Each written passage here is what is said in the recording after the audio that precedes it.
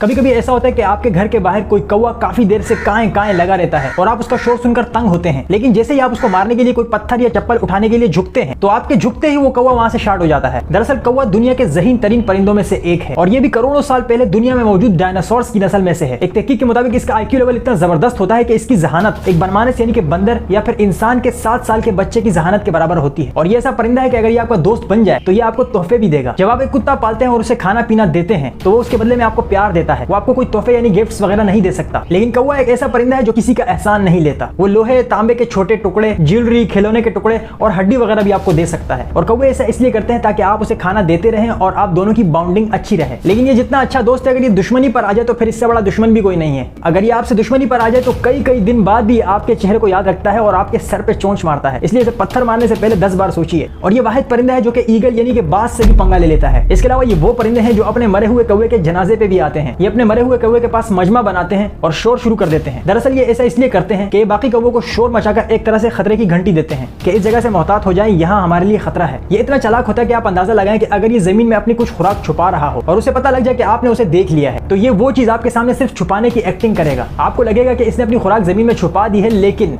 ये उस चीज को अपने पंजों में पकड़े रखता है और खामोशी से किसी और जगह जाकर छुपा देता है। और एक बात ये भी है कि जिस तरह तोता इंसान की बोली सीख सकता है, बिल्कुल इसी तरह कौवा भी इंसानी बोली सीख सकता है और इसको सॉन्ग बर्ड्स के नाम से भी जाना जाता है।